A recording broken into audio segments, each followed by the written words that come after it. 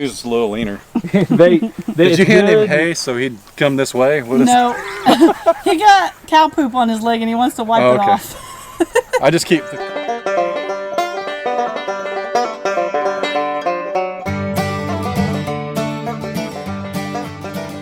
Hey everyone, welcome back to the channel. Thank you so much for stopping by.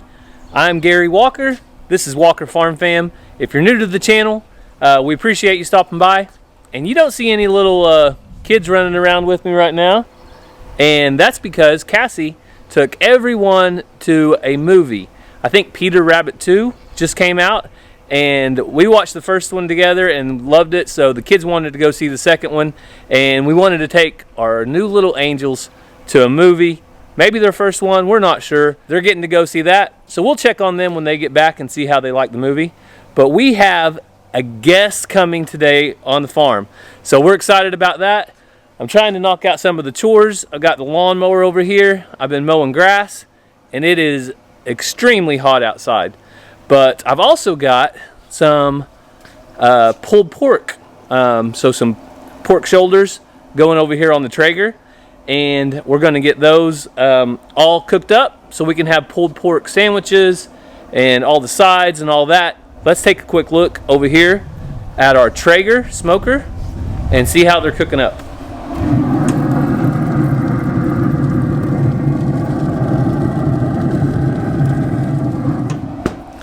So those have been cooking for about 3 hours. So I'm going to go ahead and get them wrapped up in aluminum foil and go ahead and smoke them another probably 4 or 5 hours. I've cooked them at 250 so far. I'm going to knock that down to 225. But like I said, this pulled pork, you cook it low and slow, and it's hard to beat. So I'm going to get that real quick. And then we've been saving something around here on the farm for almost 3 years. Today's the day that we're done with it.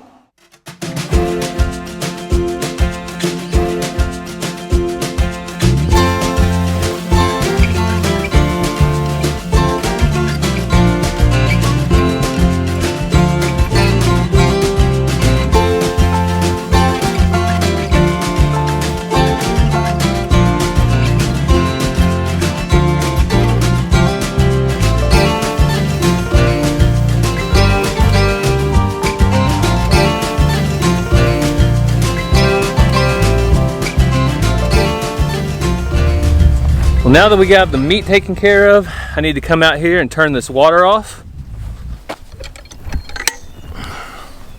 to the garden. So we have the drip tape. For the first time, we're trying drip tape in the garden, and our corn is doing great so far. I haven't had to use the drip tape yet, but today's the first day. This morning I turned on the water to the drip tape, and it looks like everything is nice and soaked in there. So time to turn it off. But what have we been saving for 3 years? And we don't try to recycle everything. There's really not a great place, a recycle center around here to take things like cardboard and paper, things like that close. But we do save our aluminum cans. And Cassie and I drink tons of water, sparkling water, that has no sugar, no artificial sweeteners or anything like that. Some brands are like LaCroix or Bubbly. We get a Walmart brand just because it's cheaper. Well, we've been saving those cans for over 3 years, basically ever since we moved into our house. And here's what it looks like.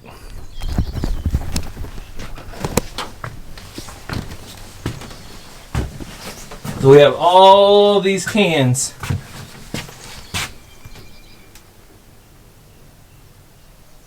Oh, it's steamy in there. But all those cans have been collecting for 3 years. And so it's time to take them off because our church has a big church camp every year. And our youth pastor asked if he could use the trailer. They always need an extra trailer to move stuff. The camper's gear to church camp and then back. So I told him absolutely, but I need to clean it out first. So first step in cleaning it out is getting all those aluminum cans out of here. So follow along. I'm going to take them off to SHOWDOWN, which is not very far from our house, and sell these cans, see how much we get. If I had to guess, maybe $40. But there's only one way to find out. Let's take them over there and we'll see.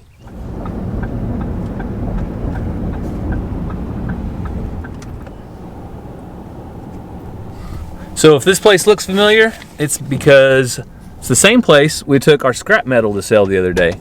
So I'm gonna get backed up to this big door and get unloaded and see what we can get out of these cans. Well, a change of plans. I was gonna go in there and unload them. That's what one guy told me to do. And then the next guy said to go across the big scale and then we're gonna dump them out and see what we get. So just do what I'm told.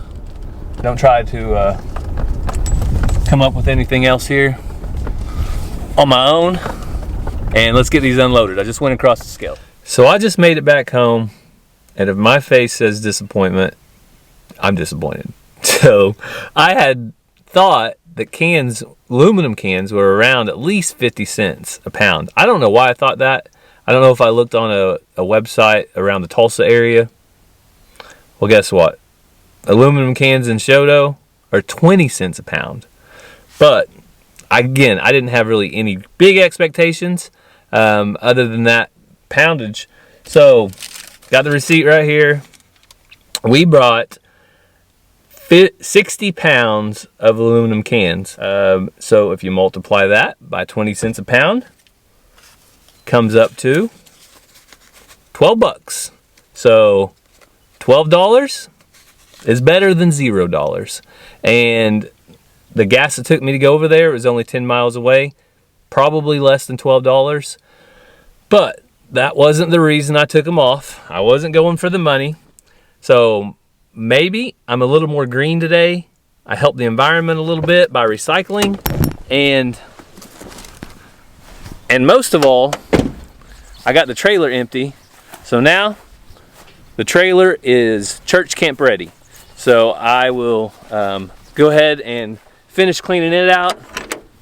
Oh, I got probably some more junk in here, some trash. I think I saw a couple bags of concrete. I keep those in here most of the time because when it's not full, the concrete keeps plenty of weight up here in the front of the trailer. So I'm gonna go ahead, clean this little bit of mess up. But this trailer, I don't know if you have an enclosed trailer, but if you haul stuff very often, an enclosed trailer is worth its weight in gold because you can put everything in here. You shut this door. It has a ramp that's nice to load stuff in and out. But you put everything in there if somebody's moving, if you're helping someone move, and you can close that door and head down the highway 70 miles an hour. Never have to worry about anything in the back flying out or getting wet or anything like that. Got the aluminum cans done. Not super excited about the amount we got, but tell me, do you think it's worth it? Do you think it's worth it to save all those cans? It's a pain because you got to have somewhere to put them. So if I had a good spot, it's not that big a deal. It does keep the regular trash a little less empty. So I'll have to talk to Cassie about it, see what she thinks. Is it worth it? Let me know what you think. All right, Madsy made it home from the movies. How was it? Peter Rabbit 2? All right, give us the full review. What was it about? I don't remember. Okay, no answers there. What about who went with you to see the movie? Hopi. I think you were more excited about that than you were the movies. So did you have fun with Hopi? Good. What you doing there? I'm getting the pork pulled apart. It's all falling apart. But our guests usually only eat Chick-fil-A. So I'm starting to wonder if I went the wrong direction with pork versus chicken. What do you think?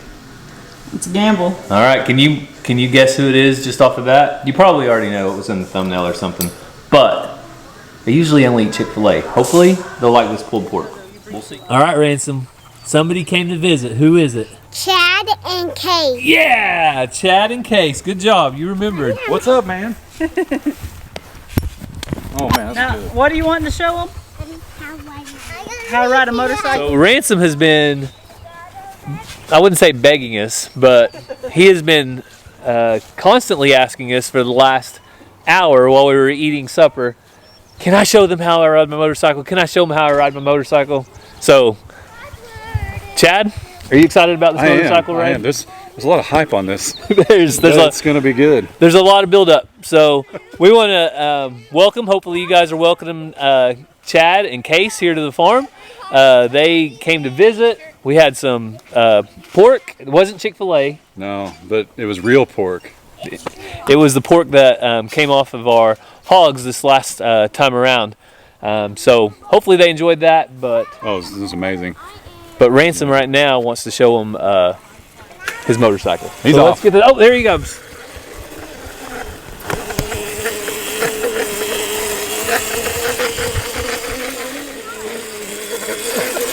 Ransom. And then it's going to go back all the way up here and then come back over where the cows are. I'm going to give him a ton of room. I think it's going to need more space.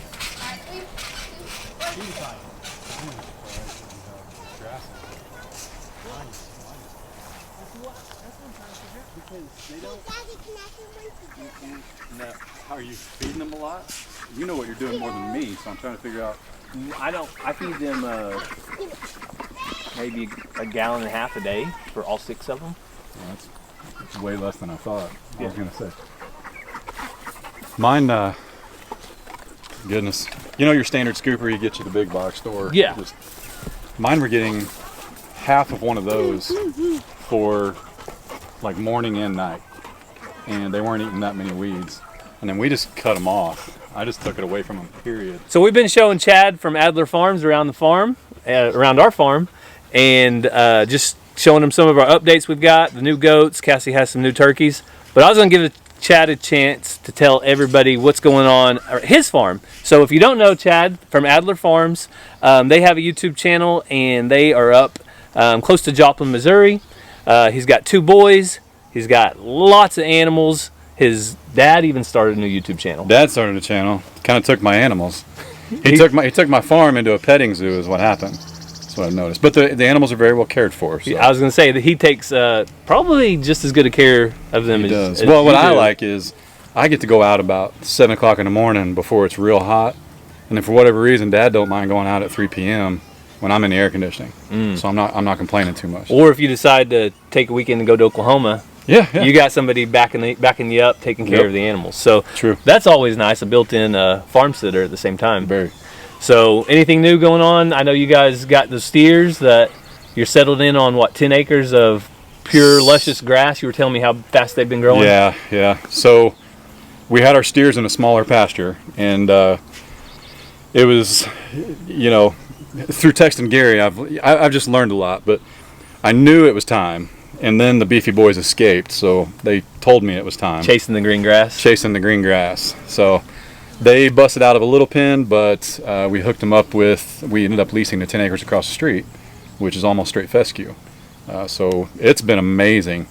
And I was just asking you, I said, is it possible to gain like 100 pounds in about a month? Because they're huge and they look great. But yeah, and they're at the age, I think, if they're ready to grow, there's no telling how much they can put on. I know. And the right amount of grass and the right time. So I was going to show Chad our steers. We're trying to figure out, I brought, if you watched our last video, we brought off some steers, or bull calves that weighed about 650 pounds. And they were a little smaller than the ones we have back here. And we have our brand new herd bull. So I know Chad and bulls. How do you feel about getting in there with the bull?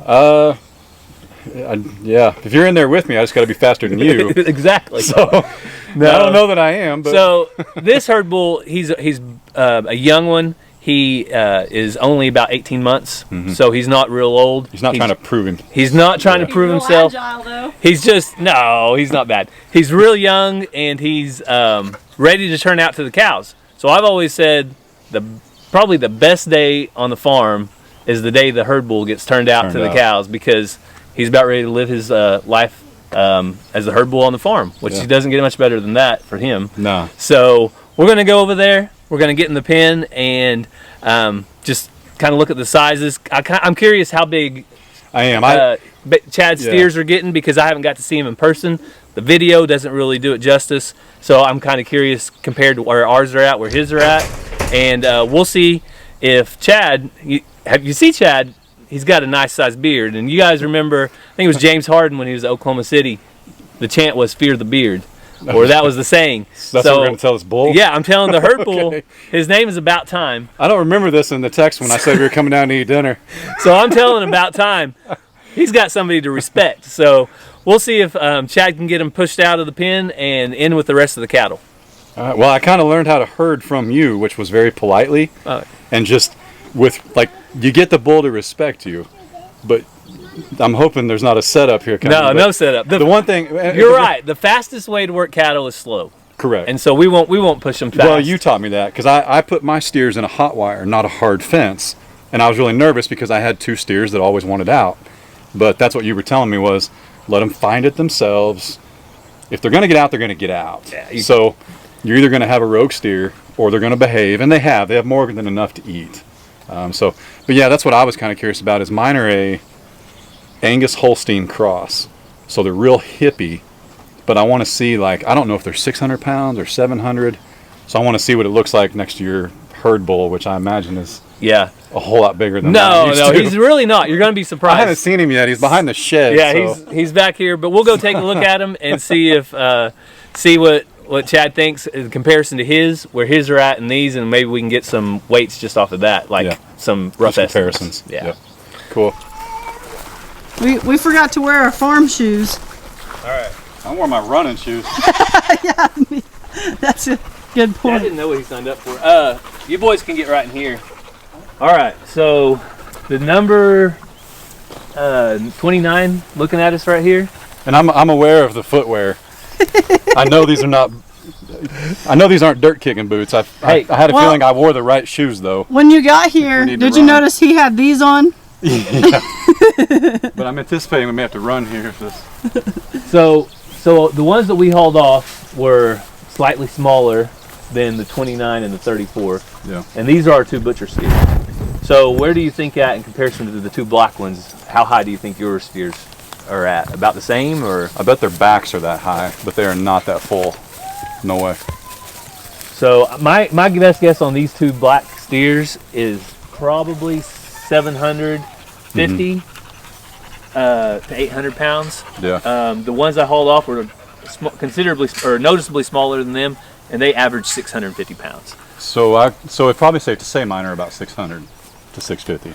Yeah, I bet bet their backs that's pretty close. Yeah, if their backs are the same height, I bet they're right under them, probably 50 to 100 pounds. And then he's a little beefier. He's huge. And he's a little bigger. Someone can clarify, he's huge. You think he's huge? I don't know why we keep pretending like that's not a massive bull. Okay, well, I think he's small. We think he's really small our because bulls he's are young. like twice the size usually. And normally our bulls weigh around 1,800 pounds. Well, and I met Easy Street. Yeah, Easy Street. I met Easy Street a long time. That was a big bull. And he was probably 1,400 or 1,500. Yeah. So. But that's a big old boy. He's all there, isn't he? Yeah. So we went with a Hereford bull this time. He's beautiful though. To get a little color on our calves. Yeah. It'll be more of a white face. And a lot of people locally say that their calves grow off faster. So something a little different. A Hereford Angus cross. Most of our cattle now are Angus. So they're all good beef cattle though. They'll be good for beef production. But. And I did ask you, not to put you on the spot, but I did ask you if I wanted a calf. Yours would be now a Hereford and an Angus. Mm-hmm. So a Hereford Angus cross. Now, one of our calves that are actually already on the ground out here are going to be all Angus. Gotcha. Because they had an Angus. Our old bull Easy Street was purebred Angus, and then he's a purebred Hereford. But we have a few Hereford cows. We do have some Hereford cows, but mostly I think we have 3 Hereford Angus cross or 4, but most of ours are Angus. So the mamas of these 2 black ones are full blood Angus. Did you hand him hay so he'd come this way? No, he got cow poop on his leg and he wants to wipe it off. My backs are the backs on my guys are definitely that high.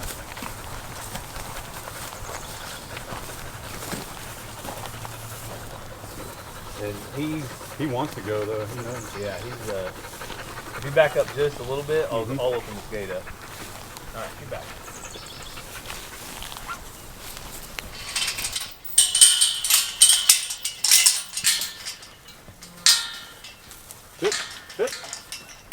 Black one past you. Oh, no, he wants to go this way. All right, you go around.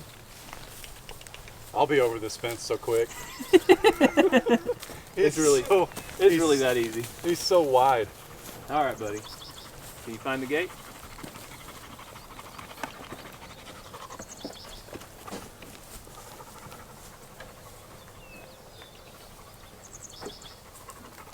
But isn't it funny that, like, when people watch, they're like, why don't you just tell that thing to get out of here? Why don't you push, yell at it? But if he comes back at you, then what's going to happen? You'll be on the other side of that fence, just like he said. Yeah. On it, over it, through it, something. Yeah. So there you go.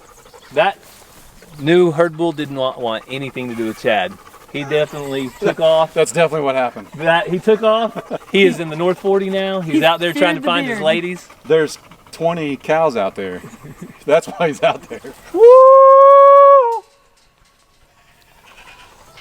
You hear the kids, come on, babies. So what's really cool though is it's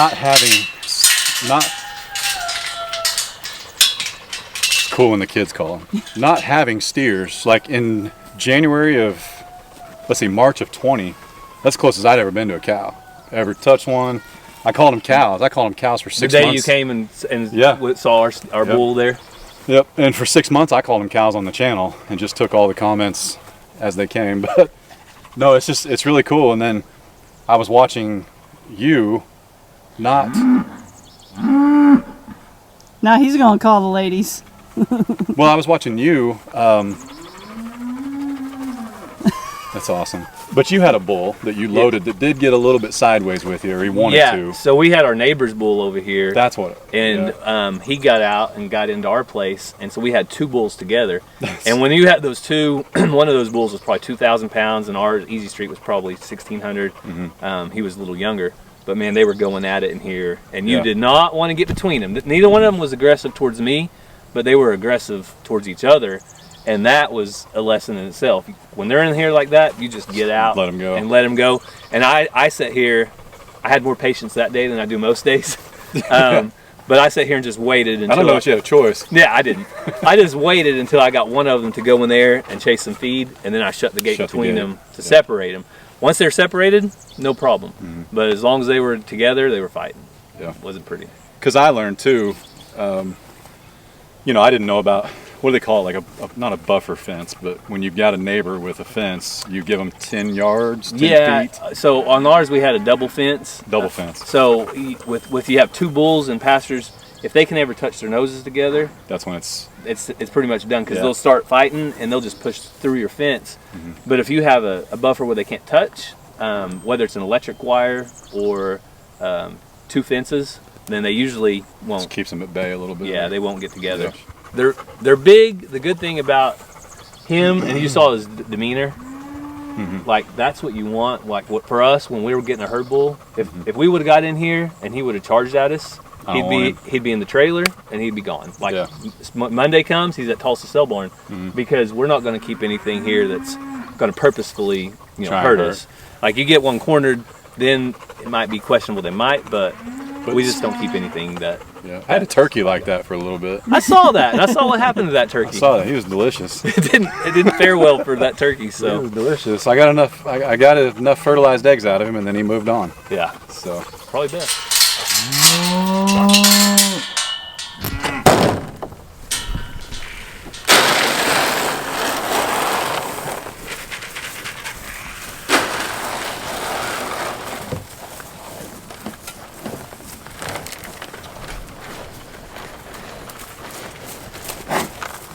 So it's always a pleasure to have Chad and Case and the Adler boys over to the farm, or we've even went and visited them. It's been pretty cool getting to know them over the past year and becoming friends.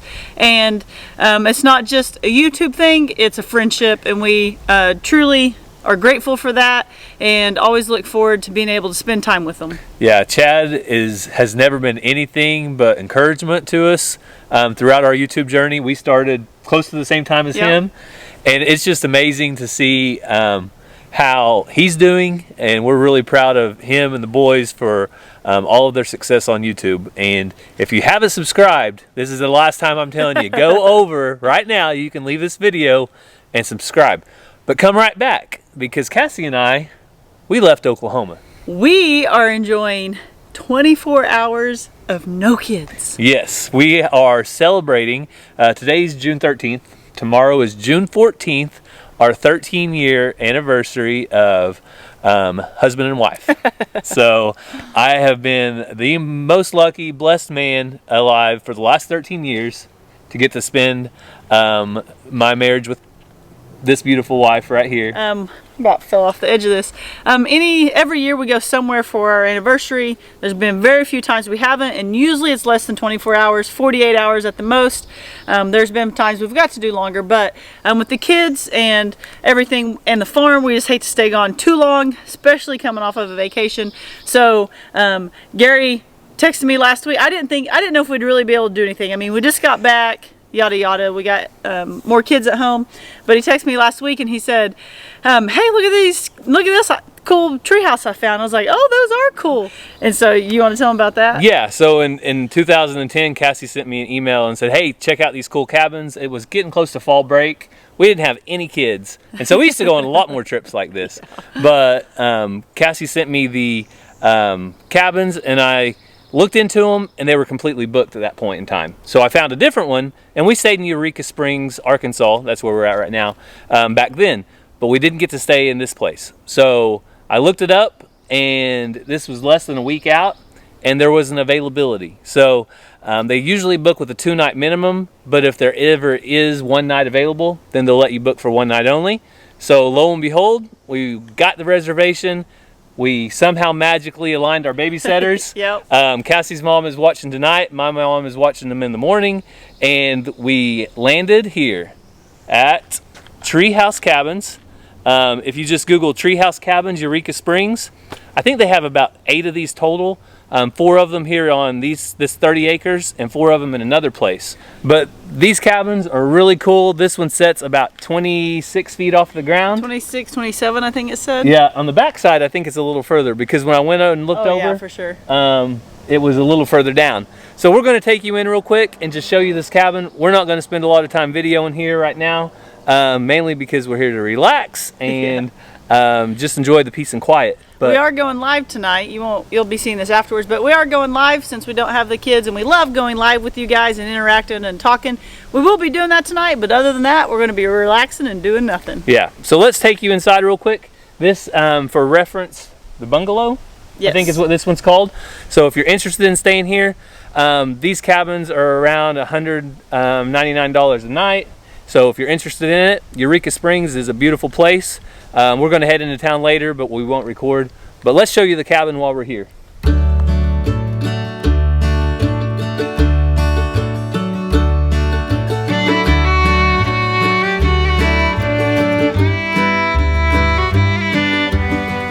So walking up, there's a little porch out front, and then there's a little walkway to the back deck, and it's pretty cool as well.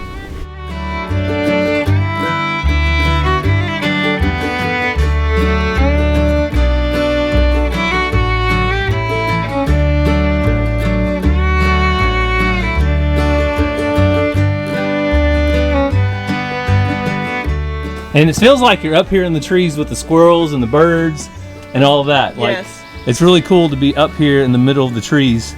Obviously, treehouse cabins.